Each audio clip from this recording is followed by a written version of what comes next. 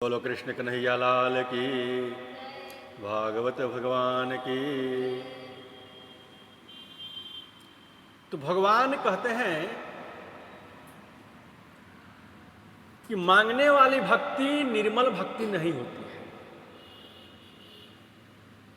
जो मांग कर भक्ति की जाए वो निर्मल भक्ति नहीं है, उदात्त भक्ति नहीं होती। मांगना क्या कि यदि आपको मांगना ही है तो गोविंद के चरणों की धूल को मांगो, कन्हैया के चरणों का स्पर्श मिले ऐसा मांगो। नाग पत्नियों ने यही मांगा और मिल गया। कालिया नाग कहता है कि मैं आपको प्रणाम करूंगा, परंतु पहले इससे प्रश्न करना चाहता हूं। तो कालिया नाग ने कहा कि सारी दुनिया के तो आप बनाते हैं, इस सृष्टि इस ब्रह्मांड को आपने बनाया है, तो इस सारी सृष्टि को आपने बनाया है तो नागों को भी आपने बनाया है, और नागों के अंदर जो जहर है वो भी आप ही ने बनाया है। नागों का क्रोध भी आप ही ने बनाया है। नागों तो फिर नागों का दोष कैसे हो सकता, फिर नागों का दोष कैसे हो सकता है? आप ही सबसे बड़े कारण हैं। भगवान ही कारणम तत्र सर्वज्ञो जगदीश्वरः अनुग्रहं निग्रहं वा मन्यसे तद विधेहि नः।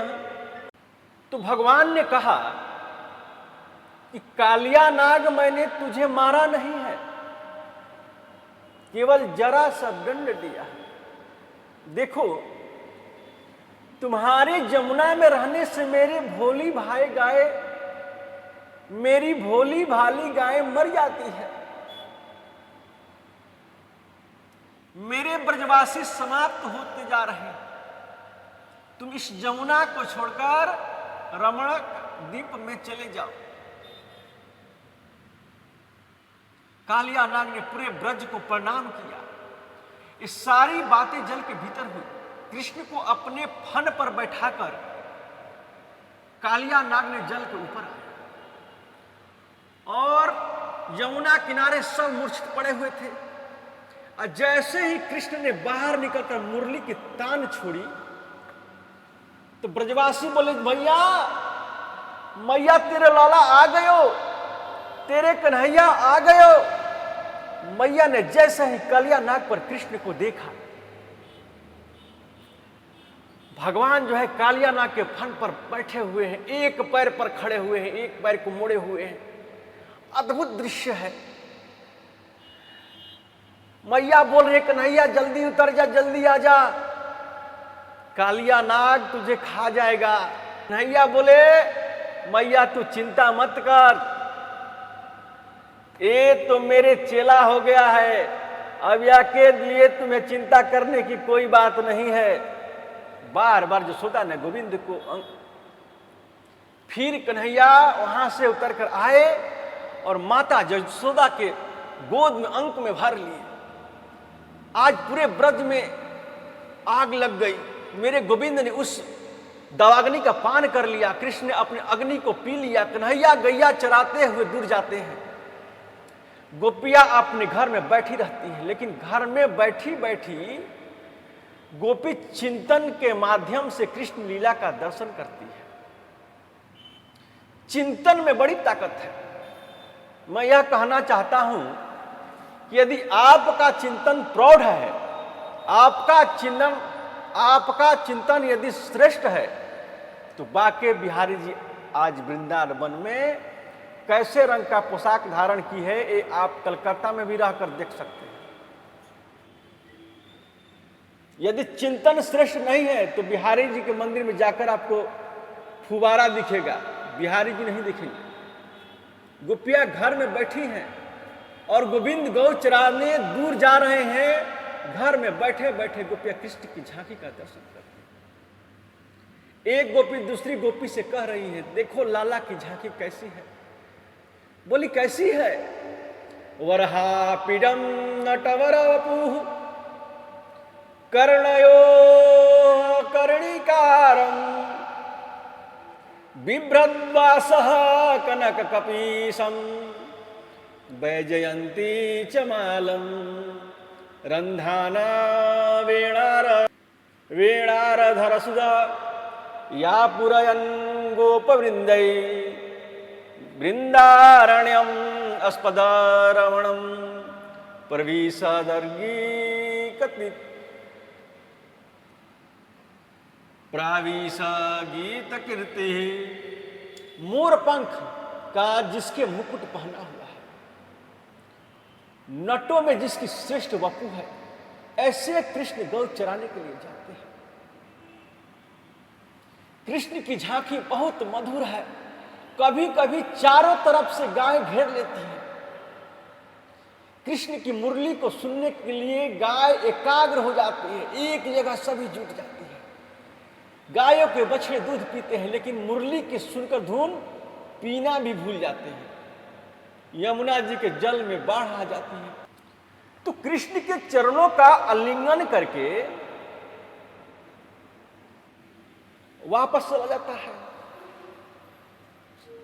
यमुना के किनारे खड़े वृक्ष सोचते हैं कि कन्हैया तो मुरली दूर बजा रहे हैं, हम उनके चरणों का स्पर्श कैसे करें। तो सजनों, यमुना के जल में जब बाढ़ आती है ना, तो कृष्ण चरणों के आलिंगन के लिए तो वृक्ष अपने आप को यमुना ही हिला देते। यमुना के जल के माध्यम से उनके पुष्प कृष्ण के चरणों तक पहुंच जाते हैं। सायंकाल कन्हैया जब गौ चरा कर लौटे तो गोपियां हाथ जोड़कर कन्हैया से बोली, मनोहर मूरहर रंधरन समय मां कुरु मुरलीरवं मधुरम नीरसमेधो रसतां कृषा नृप्यति कृषा तरताम। गोपियां कृष्ण से कहती हैं कि आप हर समय मुरली को बजाओ, लेकिन जिस समय हम घर में भोजन बनाए उस समय तुम मुरली मत बजाया करो। कन्हैया बोले, लो कर लो बात। अरे भोजन बनाते समय मुरली सुनोगी तो खट्टो भी मीठे हो जाएगो। गोपी बोली, लाल खट्टो मीठो तो कुआं भाण में गयो, पहले बन ही ना पाए। लाला बोले, कैसे? तो गोपी बोली कि तुम जब मुरली की बजाते हो, तुम जब मुरली बजाओ वन में, हम भोजन बनावे घर में, तो लाला तुम्हारे मुरली की तान को सुनकर चूल्हे में जलने वाली जो लकड़ी है, उन लकड़ियों में भी पानी टपकने के शुरू हो जाता है, लकड़ी गीली हो जाती है। अग्नि बुझ जाए, भोजन नहीं पके, सो सासू डांटती है। मतलब क्या है कि चेतन जो गाय है मुरली को सुनकर जड़ हो जाती है, और जड़ जो लकड़ी है मुरली को सुनकर चेतन हो जाता है। यदि तो मुरली का दिव्य चमत्कार है, यही तो कृष्ण की मुरली का विचित्र स्वरूप है। मुरली को सुनकर गोपियों की भावना बदल गई। हेमंत प्रथमे मासी नंद ब्रज कुमारिका चेरुर्हविज्यं भुजाना कात्यायन्यार्चना व्रतम। आप जरा गौर करें, परम पवित्र कथा है चीरहरण की। बड़ी गंभीर प्रसंग है। 84 कोष के ब्रजमंडल में रहने वाली गोपी हैं। प्रातः 4 बजे उठती हैं ब्रह्म मुहूर्त में। अब प्रातः 4 बजे से लेकर 5:30 बजे तक का समय ब्रह्म मुहूर्त का होता है। जाड़े के दिनों में प्रातः 4 बजे बहुत अंधेरा रहता है। 4 बजे जाड़े के दिनों में गोपी उठकर जाती, पूरे कपड़े उतारकर जमुना किनारे रख देती और बिल्कुल निर्वस्त्र होकर स्नान करती। तो जमुना स्नान करके वे कुमारियों के फिर अपने वस्त्रों को पहन लेती और कात्यायनी माता की पूजा करती। माता कात्यायनी की धूप दीप नैवेद्य से पूजन करके मांगती क्या? तो कात्यायनी महामाये महायोगी निधीश्वरी नंद गोप सुतम देवी पतिम में कुरुते नमः। हे माता कात्यायनी, हम आपके चरणों में प्रणाम करती हैं। नंद गोप के पुत्र जो कृष्ण है ना, उन्हें हमारा पति बना। नंद गोप के पुत्र ही हमें पति के रूप में मिले, ऐसा आशीर्वाद दे दो। ऐसा सुंदर भाव, इस भाव का कोई शब्द में वर्णन करेगा। एक दिन गोपियों को मार्ग में श्री कृष्ण मिल गए। 1 महीना तक जब उन्होंने व्रत किया तो कन्हैया मार्ग में मिलकर बोले कि देवियों, आप यमुना स्नान करो, मुझको सब मालूम है। यमुना स्नान करके कात्यायनी का पूजा करो, ये भी हमको पता है। कात्यायनी माँ की पूजा करके हमें पति रूप में मांगो, ये भी हमें जाने। लेकिन स्नान करने की जो तुम्हारी पद्धति है ना, ये बिल्कुल अच्छी नहीं है। क्यों? क्योंकि वेद कहता है कि किसी भी जलाशय में निर्वस्त्र होकर स्नान मत कर। निर्वस्त्र होकर स्नान करने से 2 प्रकार का अपराध होता है, लौकिक अपराध और धार्मिक अपराध। धार्मिक अपराध यह है कि जल का जो स्वामी है उसका नाम है वरुण देवता। यदि हम जल में निर्वस्त्र या नग्न होकर स्नान करते हैं तो वरुण का अपराध हो जाता है, तो वरुण देवता का अपराध हो जाता है, अपमान हो जाता है। ये अच्छी बात नहीं है। अब दूसरा अपराध है लौकिक। आप जल में नग्न निर्वस्त्र स्नान करती हो तो तुम नारी हो। मान लो कोई मनचला व्यक्ति तुम्हारे कपड़े को आकर किनारे से उठाकर ले जाए, तो फिर तुम बाहर कैसे निकलोगी? इसलिए मेरा आपसे निवेदन है कि ऐसे स्नान मत किया करो। गोपिया बोली, बड़े आए समझाए, यहाँ 4 बजे सवेरे में कौन आवे, हम तो ऐसे ही नहाएंगे। कृष्ण ने सोचा ये ऐसे नहीं मानेंगे, इनको तो यथार्थ में ही बताना पड़ेगा। एक दिन गोपिया स्नान करने गई, पूरे वस्त्र उतार कर किनारे रख दिए, जय श्री कृष्ण करके नहा रही है। मेरे गोविंद मौका बढ़िया देखकर सखाओं के संग गए और गोपियों के पूरे वस्त्र को लेकर कदम के ऊपर चढ़ गए। गोपियां तो नहा रही है आराम से। इसमें से एक गोपी ने कहा कि बहना, अब नहाती ही रहोगी कि बाहर भी निकलोगी? कात्यायनी को पूजन भी तो करनी है। सब बोली, हाँ, हमने तो ध्यान ही नहीं दियो। जैसे ही निकलने के लिए तैयार हुई, किनारे की ओर देखा तो वस्त्र ही नहीं। हे भगवान, हमारे वस्त्र को कौन ले गया? बेचारी कंठ भर जल में खड़ी है, कंठ भर जल में खड़ी है, निकले तो कैसे निकले? गोपियों ने जब किनारे पर ज्यादा नजर डालकर देखा तो किनारे के कदम की डाली पर श्रीमान जी बैठे हुए, कपड़े की गठरी बांधा, कपड़े की गठरी जो है उस पर टंगी हुई है। लाला, अरे हो कन्हैया, हमारे वस्त्र आपके काय को चुरा लियो। कन्हैया बोले, ये वस्त्र थोड़े ही है। बोले, कदम पर टांग रखे हो, यही तो वस्त्र है। ये तो मेरे कदम का फूल आयो है। गोपी बोली कि इतने बड़े बड़े फूल, हरे पीले लाल बैगनी रंग बिरंगे फूल।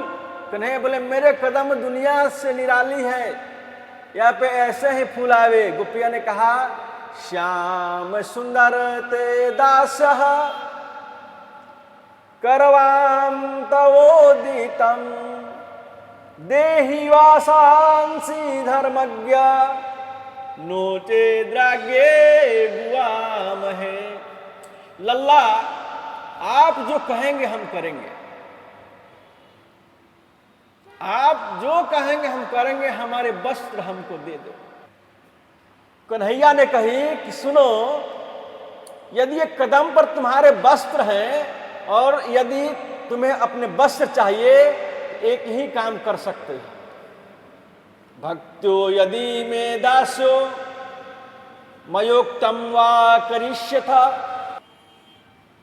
अत्रागत्य स्ववासांसि प्रतीक्षन्तु शुचिस्मिता। एक एक गोपी जल से बाहर निकल कर आओ, कदम के नीचे और कपड़े लेकर चली जाओ। गोपियां बोली बाहर निकलने के योग्य तो हम हैं ही नहीं, यदि होती तो आपसे प्रार्थना क्यों करती। आप पूरे वस्त्र को नीचे डालकर उधर चले जाओ, फिर हम निकलकर पहन लेंगे। कन्हैया बोले ऐसे ना है सके, यदि तुम्हें अपने वस्त्र चाहिए तो सब ऊपर हाथ करके हाथ जोड़कर जल से बाहर निकलो और अपने अपने वस्त्र लेकर चले जाओ। एक गोपी ने दूसरी गोपी को देखा, ये तो ब्रह्म है, ये तो भगवान है, इसके सामने हजार वस्त्र पहने तो भी हम निर्वस्त्र हैं, इससे काहे का संकोच। बाहर सब गोपी आई और अपने वस्त्रों को लेकर चली गई। चीरहरण की इस प्रसंग पर कुछ लोग कहते हैं कि ऐसा कृष्ण ने क्यों किया। कोई स्त्री नहा रही हो और उसके वस्त्र को लेकर कदम पर चढ़ जाना, ये कोई सब पुरुष का लक्षण तो नहीं है। ये तो स्त्रीण का आचरणहीन पुरुष का लक्षण है। धर्म के संस्थापक कृष्ण ही जब ऐसे हैं, फिर समाज पर इसका क्या असर होगा। तो आइए श्री कृष्ण की इस झांकी को हम 3 रूप में देखें। ध्यान दीजिए, यदि कृष्ण भगवान हैं तो भगवान को कोई दोष नहीं लगता। समर्थ कहूं नहीं दोष गोसाई, रवि पावक सुरसरी की नाई। भगवान है, कपड़े चुरा कर ले गए, मांगा तो दे दिया, पर अब आप ये कहें कि भगवान मानव बनकर आए हैं, तो ऐसा क्यों किया। ये तो कामी पुरुष का लक्षण है। यदि कृष्ण को हम मनुष्य ही समझें तो भी इसमें कोई दोष नहीं है। कृष्ण ने गोपियों का वस्त्र जब चुराए तो उनकी उम्र थी 5.5 बरस। 5.5 बरस के बालक के मन में काम की भावना नहीं होती है। 5.5 बरस का बालक क्या जाने काम वासना को। तो वस्त्र चुरा कर ले गए, मांगा तो दे दिया। तीसरा भाव बड़ा सुंदर है।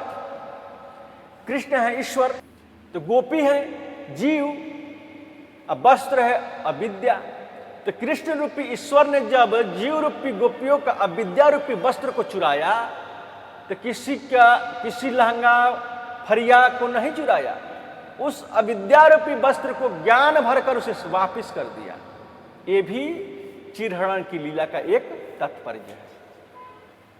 परमात्मा मेरे हृदय में है तो आपके हृदय में भी है, पर ना आपको दिखता है ना मेरे को दिखता है, क्योंकि परमात्मा के और मेरे बीच में एक काला पर्दा पड़ा है, अज्ञान का। एक काला पर्दा निकलने तो परमात्मा दिखे।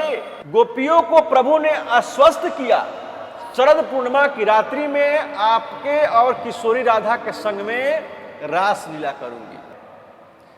राधा तत्व तो परम तत्व है, राधा नाम का स्मरण तो जहां करते हैं वहां गोविंद पीछे पीछे आते हैं।